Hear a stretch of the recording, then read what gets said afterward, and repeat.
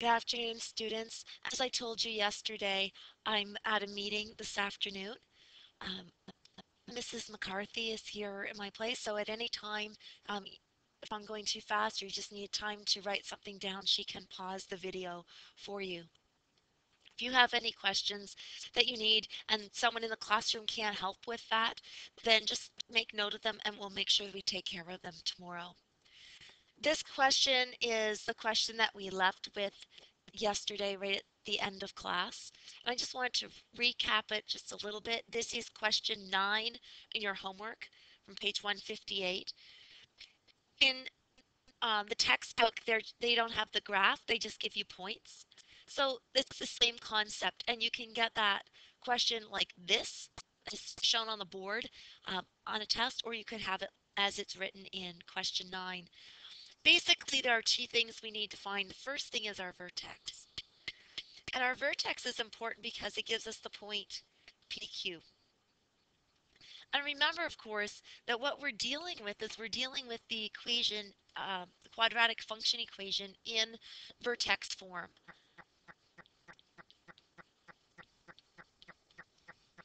Our textbook uses the P and the Q. You know that, of course, these are variables, so they're subject to change. Some textbooks use H and then K. So that doesn't matter. It's where it's placed that it matters. So our PQ is our vertex. All we need is another point. In the morning class, they thought they'd use 11 and 8, which is here. As long as it's in the crosshair, that's fine. As long as you can read it right from the graph. However, I mean, I'm more partial to this one, which is 2, -1, because it has smaller numbers. It doesn't matter. You can use either one of these points or any other point, as long as you know that point exactly. So if you're reading it from the graph, you're going to have to be able to read it exactly from your graph. Now I have 4 pieces of information in an equation up here that has 5. I have the y, I have the x, I have the p, I have the q. Then I just need to solve for the a. And when we solved for this yesterday, I'm not going to go all the way through it, we found out that a was equal to a third. So then when we're done, our equation we write with our y and our x. So I put in the value of a. I put in the value of the p, in this case that it's 5, and the value of the q in this case, which is -4. And this gives me the equation for this parabolic shape, the parabola.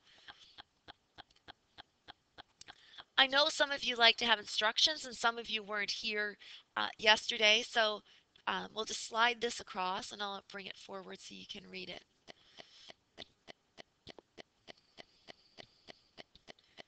So when I'm writing the equation for the parabola, these are the 4 steps that we're going to use.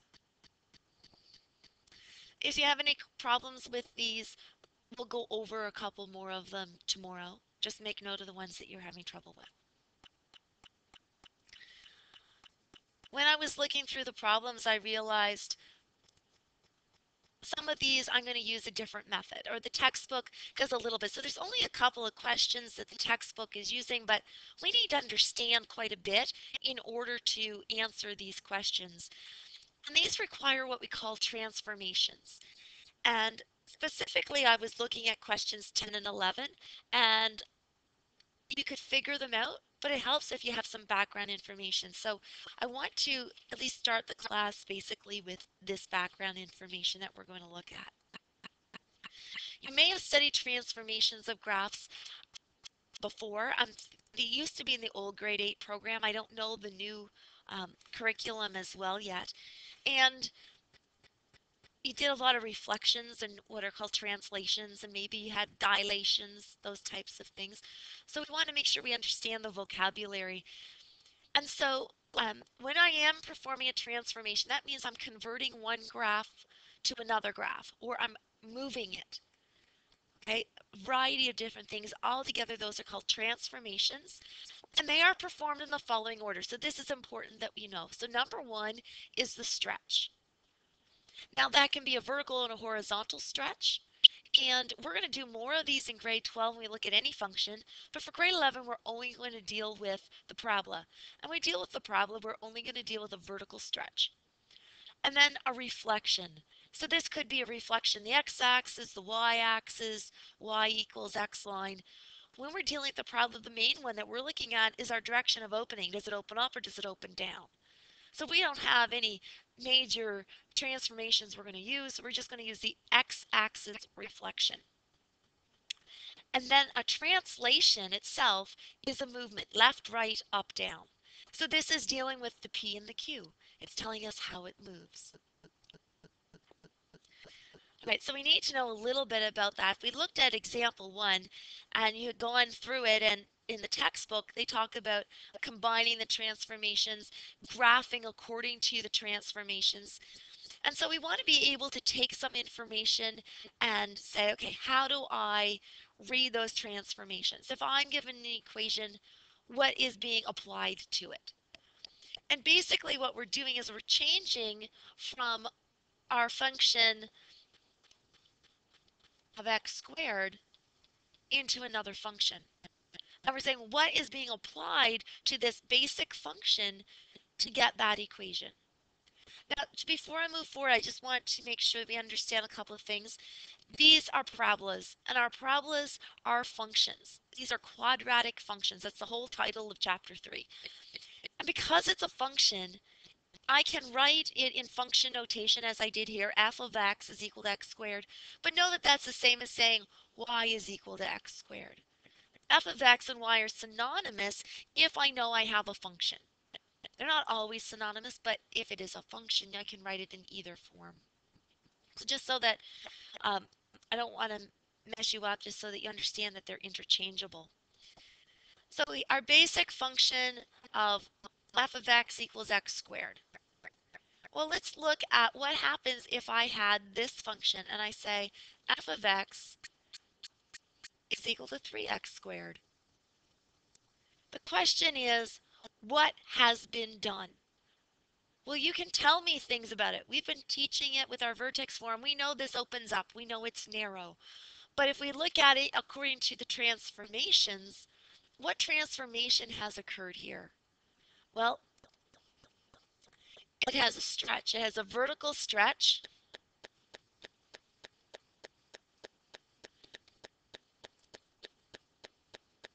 And we call that an expansion. If it becomes narrow and it's getting a stretch is also like if it's going up or if it's going down. So if it's narrow or if it's wide. So we know it's narrow. We call that a vertical expansion. And what happens is the y value is multiplied by a factor of 3.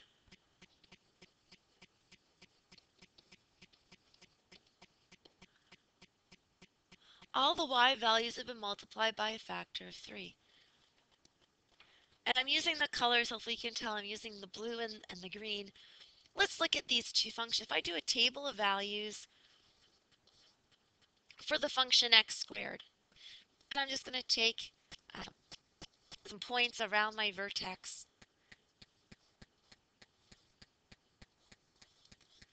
And these would be the points that I would have.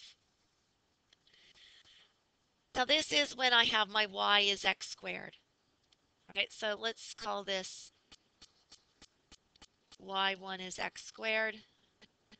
I will call this y2 is 3x squared. So that when I have y2, what is happening? I still have the same x values, but I'm multiplying my y values by 3. So the points that I have then are going to be negative 2, 12, negative 1, 3, 0, 0, 1, 3, and 2, 12. So the points that are on the x squared graph of negative 2, 4, negative 1, 1, 0, 0, 1, 1, 2, 4, if I take that same graph and I apply this transformation to it, I made it more narrow, right? 3 times more, then my points are going to be negative 2, 12, negative 1, 3, 0, 0, 1, 3, 2, 12. And so I can graph that. And see, this is allowing us maybe to graph it specifically, not just sketching it, but knowing how narrow it is. exactly where those points are in the graph. So basically, when it comes down to it, we're using transformations to help us with our graph. Yesterday I said there's a difference when I'm asking you to sketch and to do a graph. We're going to do a few of these just to give you an idea of what we're looking for. So there's a number of these that we're going to do. I think I might just need to clone this page, so I can do a couple. I'd rather have a couple too many in here than not enough. Okay, let's look at this equation, this function, and I guess I will use the y. So y is equal to negative 1/2 x squared. Now, applying our transformations, what has occurred? Well, the first thing that has happened is that we have a stretch. We have what's called a vertical compression.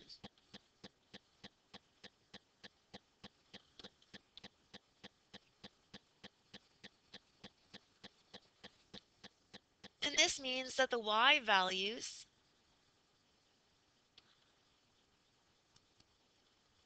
are multiplied by a half. So whatever y values that I have in my x squared graph, I'm going to divide by 2. Well, what else has occurred? The negative tells me that we have an x-axis reflection.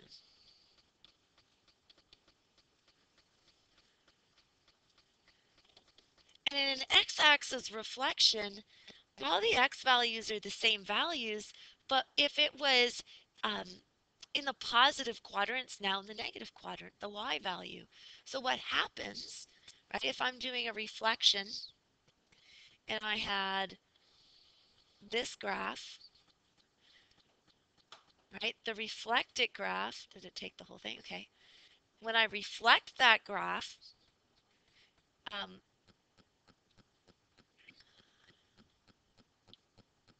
it does that. So whatever was a negative point is now a positive point in the y's. The x's remain the same. I don't know if I'm making sense here, but let's try it with some words. So in an x-axis reflection, the x values stay the same,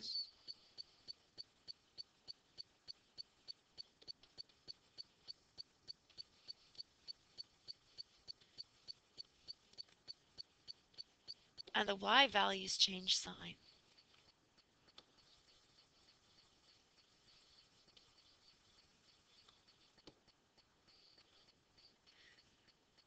So that's important for us to understand what's occurring.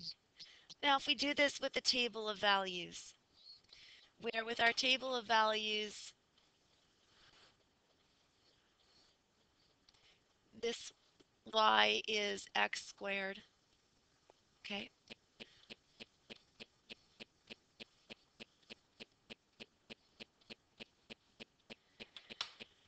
And then if I put in this one, this is my other y. In this case, this is going to give me a negative 1/2 x squared. What do we have to do here? Well, we need a vertical compression, so we're going to be dividing every y value by 2. So I'm going to divide this by 2. And then I do my x-axis reflection, says, oh, but this y value, it changes sign. So now if I took that graph, what I have here in green, I plot it, that's going to give me a negative 1/2 x squared. It is giving it me exactly, right? I know exactly what those points are. So there's the power in using the transformations. So now let's combine some more to it. Let's make it a little bit more difficult again. Let's see if I have this.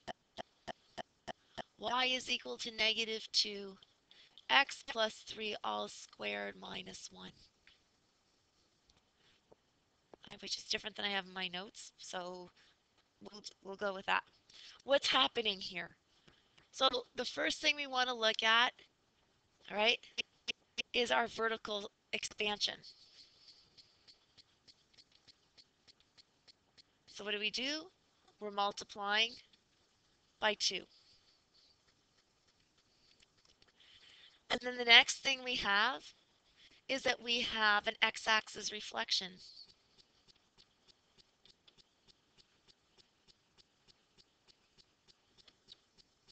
The third thing is that we have translated the graph. So we have a translation.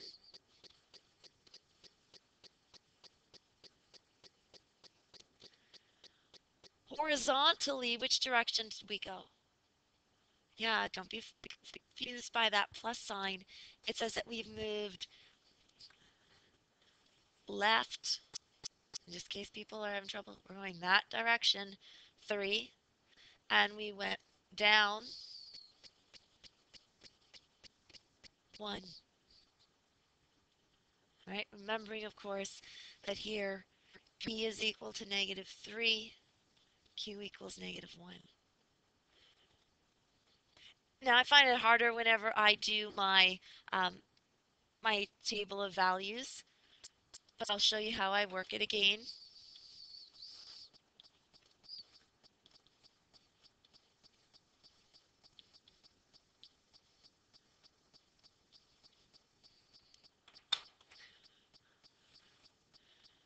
What I'm going to do first is I'm going to do the 2y, or the 2x squared is really what I'm doing first. Then I'm going to do in red, I'll do the -2x squared. So you're going to see that I'm applying them in order. So I'm doing my vertical expansion, then I'm doing my x-axis reflection. So I'm multiplying by 2, so this gives me 82028. I do a reflection in the x-axis, so I have -8, -20, -2, -8. Now the problem comes into play that my x is changing and my y is changing. So as the x changes, what I'm going to be getting new, how to I make this a little smaller, I think. I swear my board needs to be bigger. Let's group this all together. So now for this equation where y is equal to -2 onto x plus 3 squared minus 1, and I'm doing my table of values, what has happened?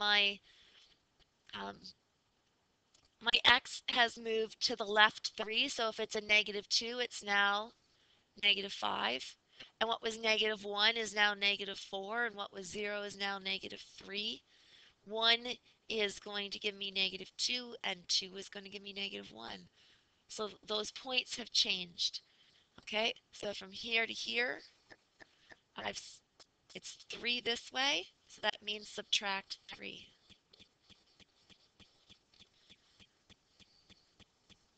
Now I'm going to take this value for my y's, okay?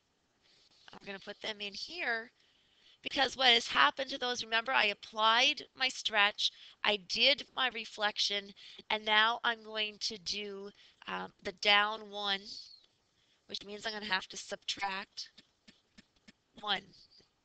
So this is going to give me -9, -3, -1, -3, -9. So remembering, of course, that this point is my vertex, that is corresponding to this point as the vertex, which we know from the equation. What this gives me, though, if I use this form in order to graph the transformation concept, I'm not just sketching my graph. I'm not just sketching what it looks like. I'm plotting it exactly using these transformations.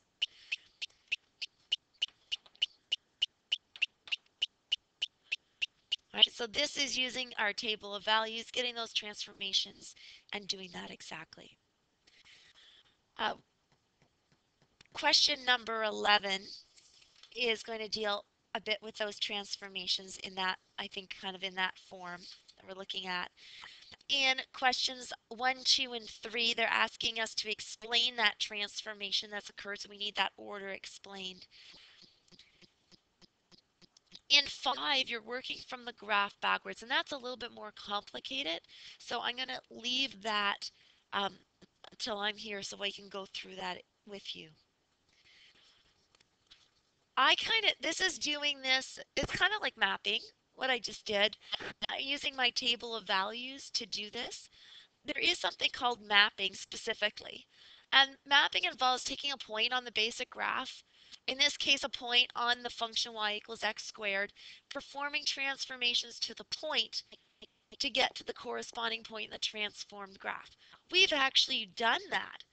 We just did it for a whole table of values. So we actually mapped each of these points. But we did it for the whole table, or like for at least like show you the 5. Here I can just give any point and show you how we're going to transform on that. Before I do that, there's a couple of things that I do want to talk about with mapping. So when I'm mapping, what we tend to do is we say, I am taking a point xy, and this is from my y equals x squared graph, and we use this symbol to say what it now becomes, and we map it onto another number. Now, how does this work? Well, it depends upon what we're doing, and if we do it in stages, again, we do our stretch, and once we do our stretch, we do our reflection, and then we do our translation. You might have a series of maps. So if I have y is equal to ax squared, so the only thing that's being done here is our vertical stretch. When I'm mapping this maps so that it's only the y that's changing, and when I'm doing it's done by a factor of a. So I have to just multiply every y value by a. If I have y is equal to a negative x squared, or even it was a negative ax squared, when I'm mapping, the x value stays the same, the y value changes sign. So it can map like this. You can almost perform that step at one time, right? Because it's only the y that's being changed. So I could call that a negative ay, right? Or just take the value of the a with it. So those two can be combined together. But when I have this value and I have y is equal to x, sorry, I want to minus p squared plus q. Oh no, that looks okay. When I'm doing the mapping, you're going to be adding the value of p on.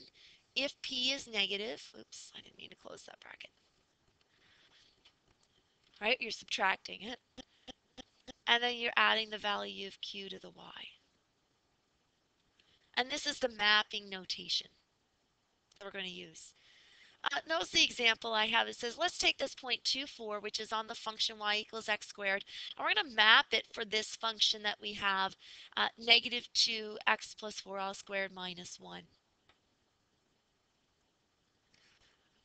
All right, I'm just going to erase this. And it does help us to know, okay, what is that transformation that is occurring? Okay, so I'm going to look first of all at the fact that I have a vertical stretch and I don't know what's taking so long there for it to clear. There we go.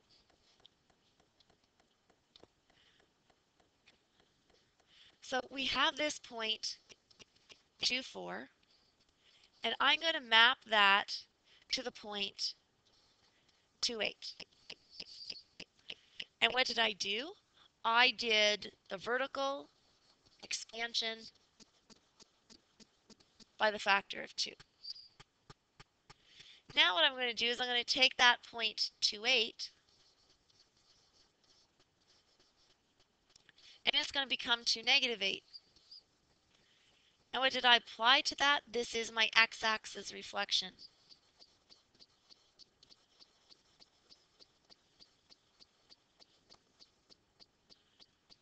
And now I'm going to take this point 2, negative 8,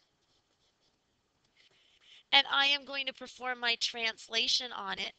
And this says that I have 4 units to the left, and I have 1 unit down. So I'm going to take the 2, subtract 4, the negative 8, subtract 1, and so that maps give me a negative 2, negative 9. So basically, if we follow this, the point 2, 4 changes into negative 2, negative 9. And when I plot that point, that's the same as the corresponding point 2, 4. So you're asked to do similar things like that in question number 10.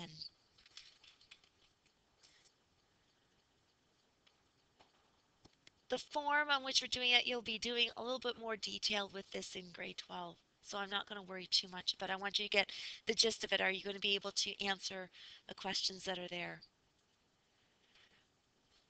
So I have another question for you. Oh, I have a blank spot there.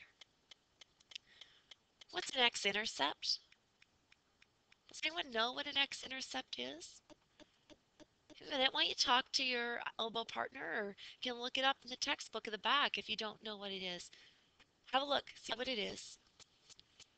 And then I want you to think about what possibilities exist for the x-intercepts with regards to a quadratic function.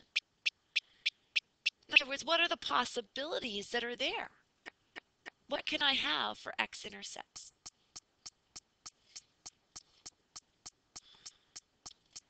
Basically, when I think of an x-intercept, it's the x-coordinate of a point on the x-axis. So it's where a graph crosses the x-axis.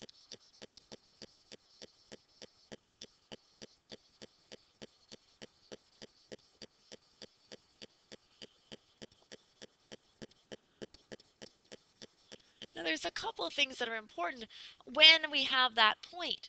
So at the point where a graph crosses the x-axis, it is where y equals 0. And this is going to be key for us. That point where my y is 0. A lot of times when we're going to be dealing with these functions, that's height.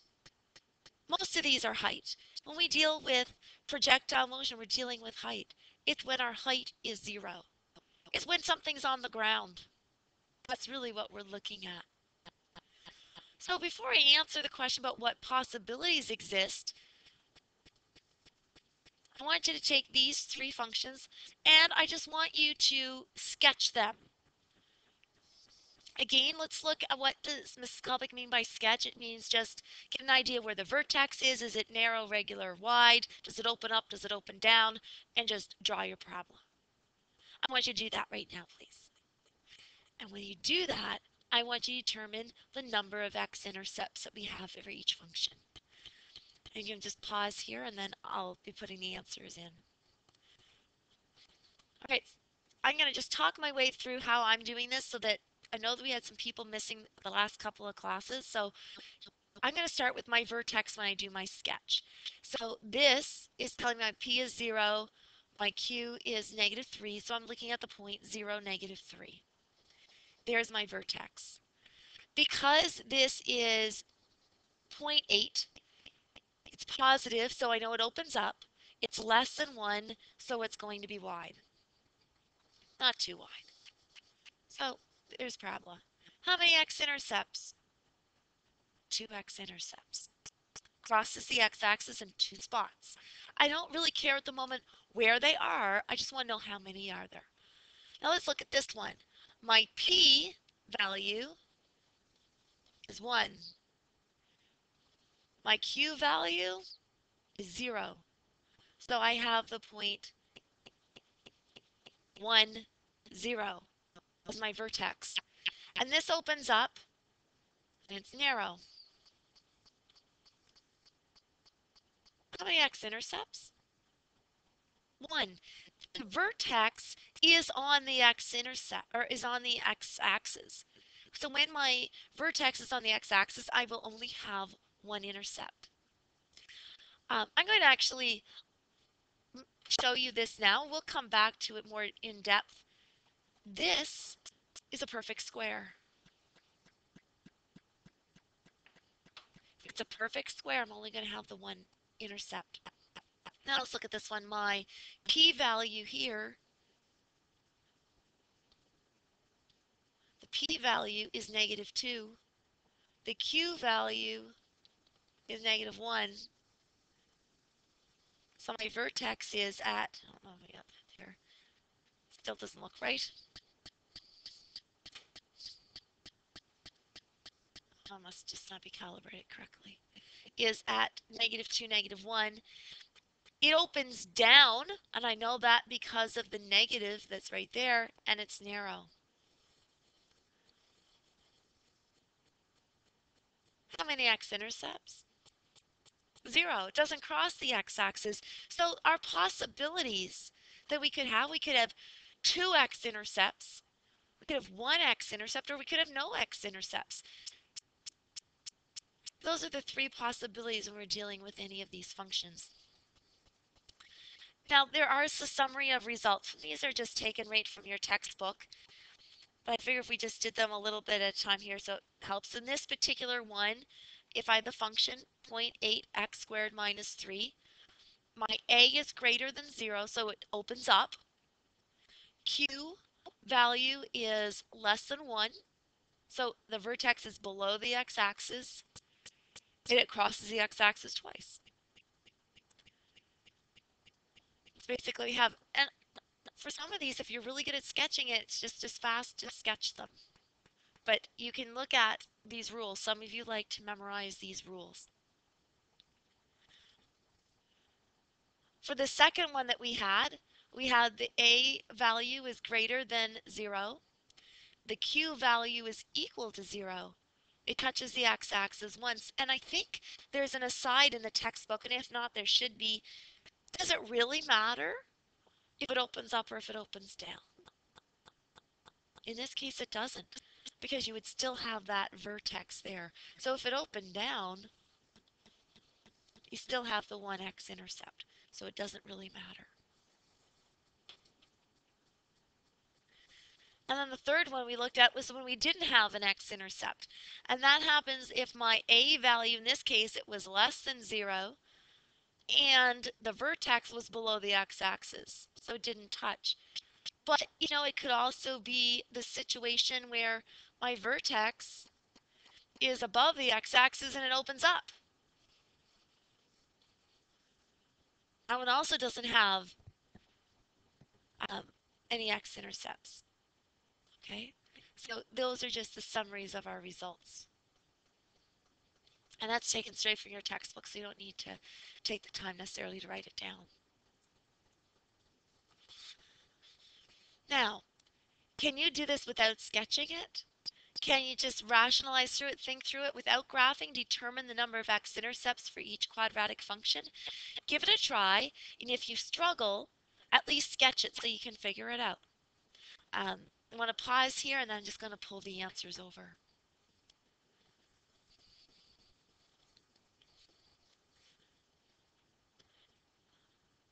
So according to here, the first one, it opens down, and my vertex is below the x-axis, so there's no intercepts. The second one has 2 x-intercepts because my vertex is below the x-axis and it opens up.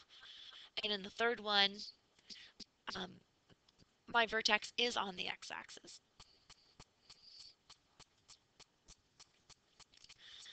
This question is taken straight from the textbook. We're getting into the word problems. We want to rationalize through these. So this problem is example 4 in your textbook on page 154. So the deck of the Lionsgate Bridge in Vancouver suspended from 2 main cables attached to the tops of 2 supporting towers. Between the towers, the main cables take the shape of a parabola as they support the weight of the deck. The towers are 111 meters tall relative to the water's surface and are 472 meters apart. The lowest point on the cables is approximately 67 meters above the water's surface. Model the shape of the cables with a quadratic function in vertex form. So what we're really trying to do is get an equation. And B, determine the height above the surface of the water of a point on the cables that's 90 meters horizontally from one of the towers, and express your answers nearest tenth of a meter. This is an applied problem. This is looking at a parabola. So that's just the question.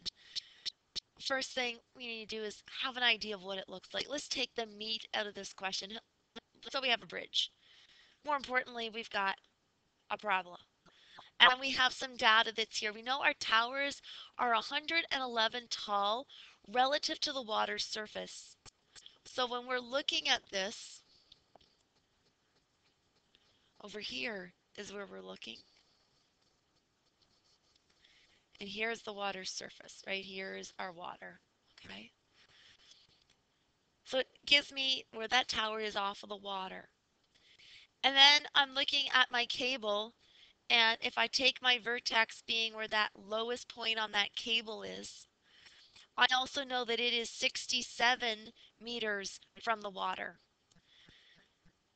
Okay, so that's going to help us because we might need to know from the deck to the tower, right? What's that height going to be from the deck to the tower? Well, if I have 111 from the top of the tower to the water, and I have the deck to the water is 67, I am looking at 44. All right, so from the deck to the top of the tower, 44 meters. That's probably going to come in handy. So there's some information that we have. And we're kind of splitting this. So we know that the full distance we have is 472 meters. And we're halfway because as we just said, our vertex is going to be 0, 0. So that if we're halfway, that means from this point here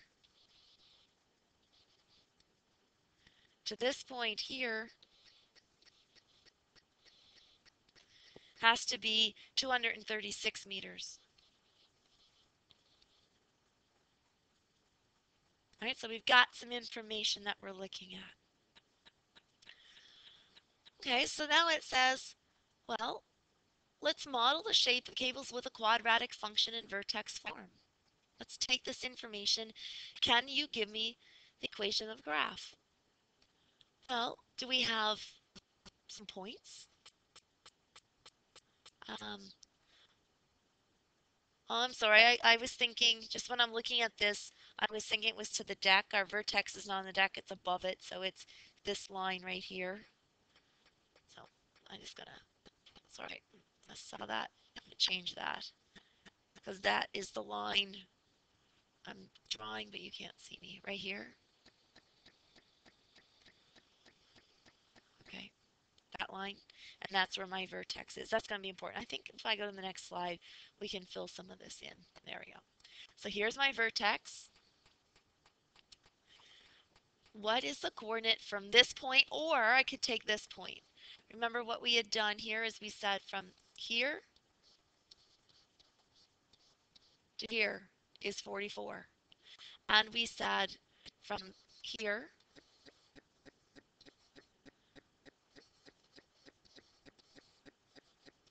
to there is, I think it was, I said 236.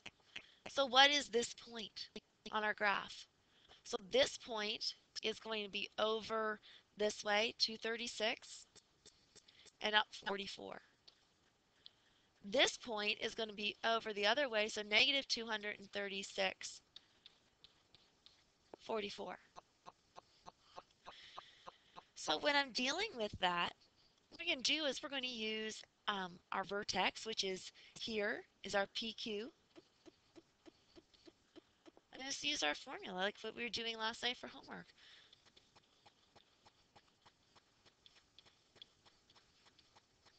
We're going to put in the values of P and Q. So we're solving for A is really what's happening. P is 0.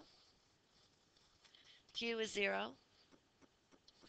Take the value for X, which is 236.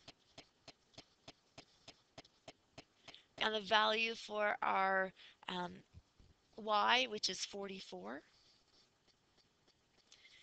So this gives us one heck of a massive number. I have something wrong there. Let's just change it. That should be 236 minus 0. Didn't give myself enough room.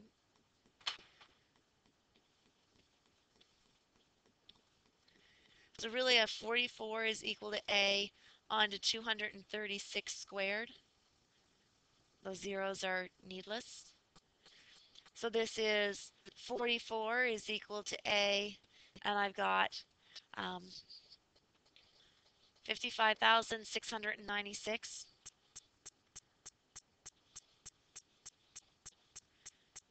So what is the value of A? 44 divided by 55,696 is the value of A. You might not like that. A lot of the times we'll go to two decimal places. Now, this is exact, okay? So we are able to find it exact. If you have a calculator that reduces that fraction, you should reduce it to lowest terms. Oh, mine didn't. Mine didn't do it, so I mean, some of you are able to reduce that fraction. It does it in the textbook. Right? 4 is divisible into both of them, or you can just leave it like that. I'm okay with it. So my equation is in this.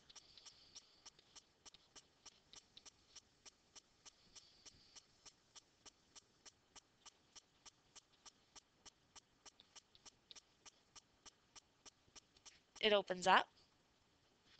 P and Q are 0, and that's the equation to represent this bridge.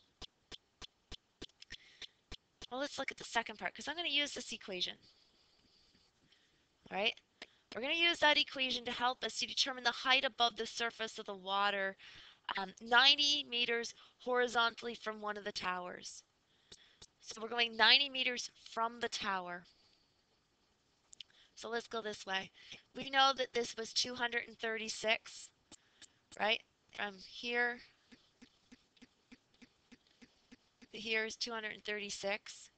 If I'm going this direction 90 away, what value do I have in there? So 236 subtract 90 is 146. So I'm looking at distance 146 away from the center, from the vertex. And what's the height of that cable? At that point, what's the height of the cable? Of course, I can do that on this side as well, right? I'm looking at here. This would give me a point that's going to give me negative 146. And really what I'm looking for is the height. How am I going to find that? Well, that's the x. What am I really looking for? The y. So we have an equation. We know that y is equal to 44 over 55,696 x squared. So we put in this value that we have for x squared into our equation. And you all have calculators. So it's not that hard to do. And remember, it's symmetric, right? Through the axis of symmetry through our vertex. So if I find it for this spot here, I'm finding it for this spot here. All right, so we plug this number into our calculators, and we get, it's in for us to round to the nearest tenth of a meter, so I get 16.83,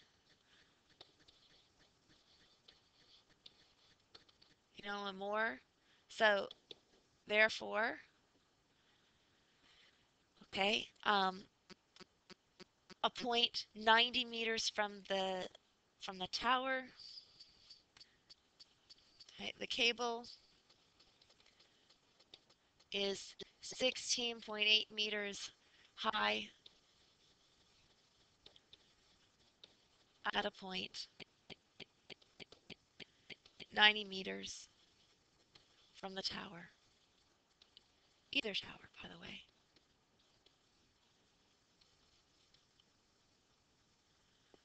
So we're taking our problem and we're making sense with that. If you look at the your turn that's there,